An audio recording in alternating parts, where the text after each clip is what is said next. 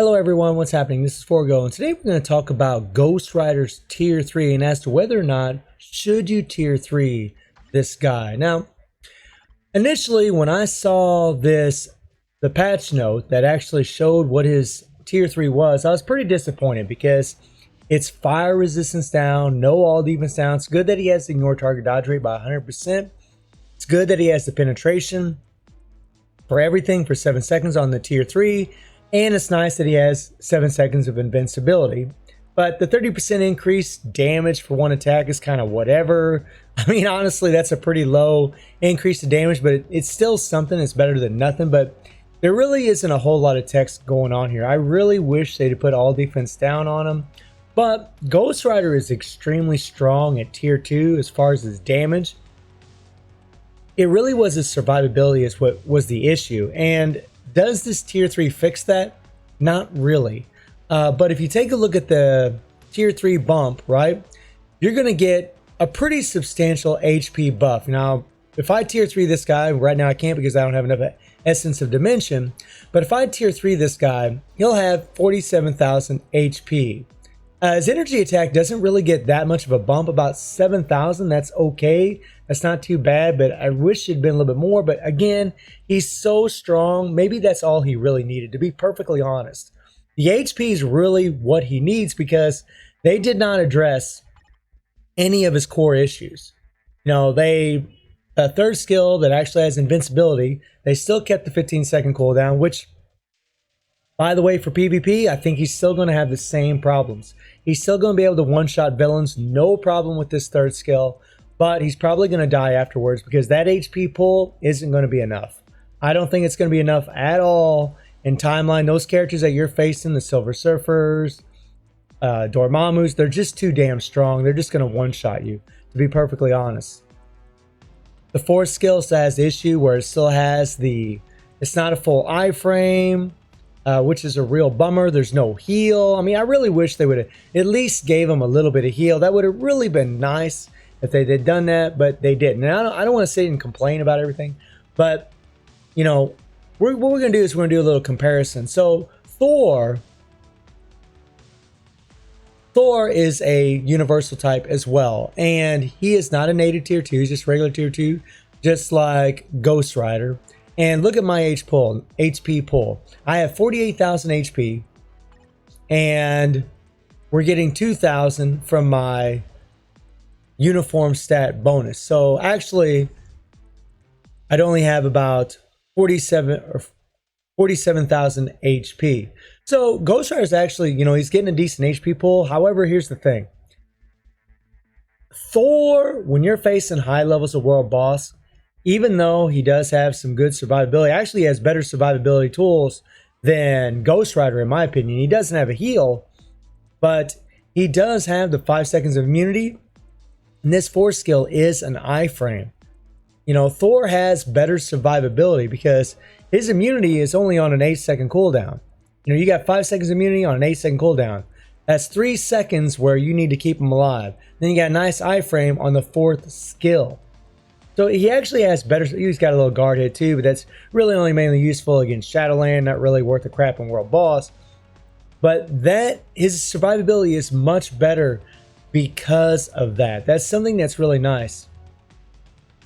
But I want to take a look at the Tier 3 and show you guys something that's really cool about this thing.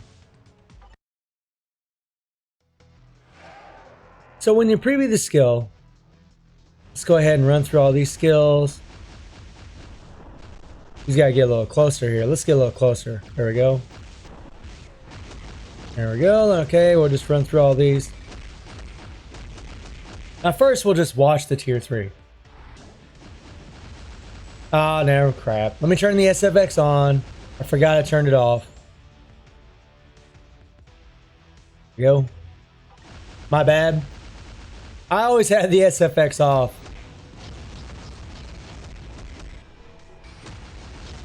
All right, here we go. Now let's check this out. Now this is a pretty damn cool skill. You see the chains coming out. You see them lighting up on fire. You hear the chain, the sounds of the chain. I mean, I think this tier 3 is freaking cool. I love it. I mean, he has got some flash, let me tell you. It is one awesome looking tier 3. Unique from everybody else.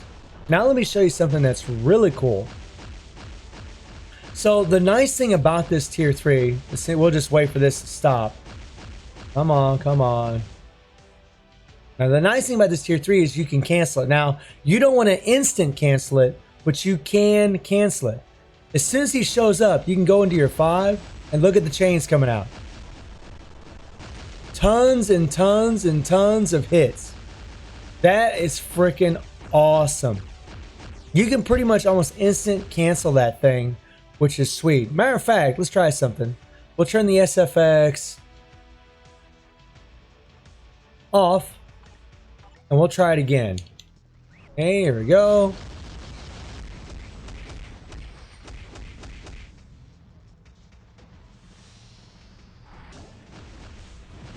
And look at that.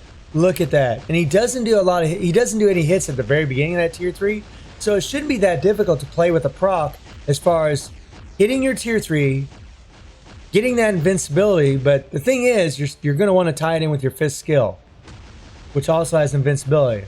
But what you could do is do your tier 3 into your 4th skill. You'll have 7 seconds of invincibility. You could do that. I don't know, since I don't have a tier 3, I'm not really sure, but I imagine you want to hit the 5th skill because you want that attack buff from the 5th skill.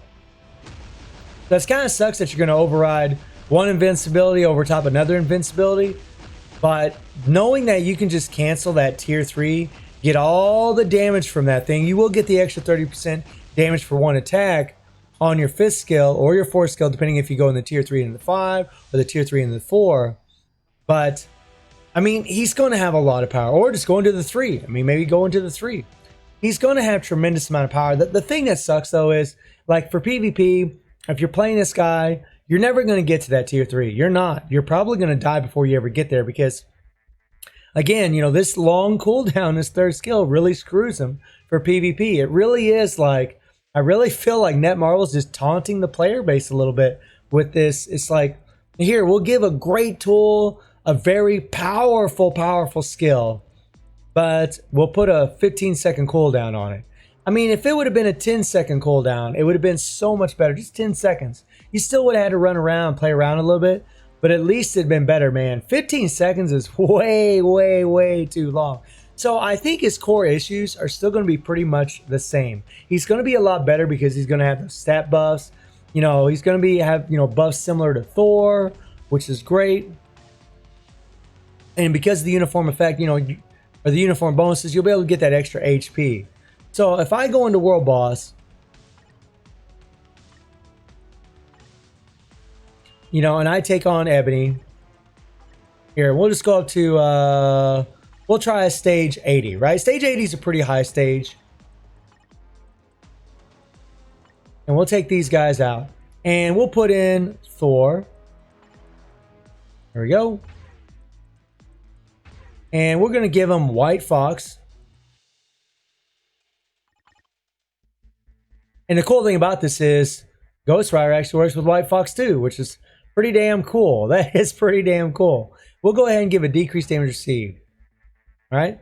Now my Thor, he isn't, you know, he's built pretty good. He's got a mythic uniform, but he just has a CTP of energy on him. Now we're not going to try to do the clear. What we're going to do is show his survivability. Okay, and we're not going to use any strikers. We're going to see how well we can survive. Now remember, Ghost Rider is going to have the same amount of HP pull as Thor, but Thor actually has better survivability in his kit.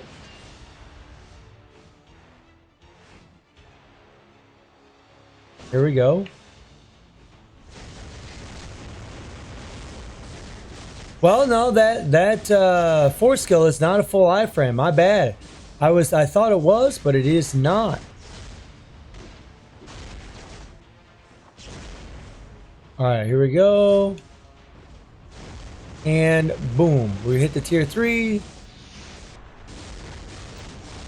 By the way, it's pretty pitiful, the damage that we're seeing from both Thor.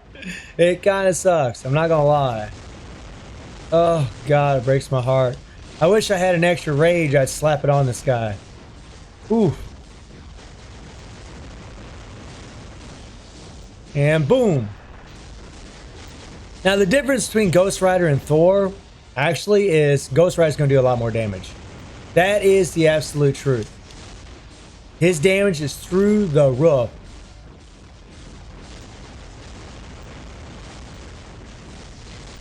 And boom. So, I mean, in all honesty, Thor isn't doing bad as far as his survivability, really. He really isn't. He's not doing bad at all.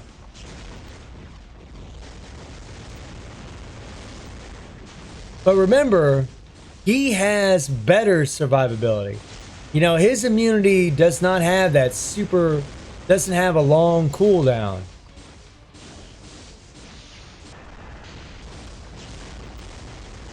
Ugh. Honestly, it breaks my heart to see. It's been a while since I played Thor. It actually breaks my heart to see how much damage he's doing. Oh my god. But yeah, he looks like he's surviving pretty well with that HP pool that he has.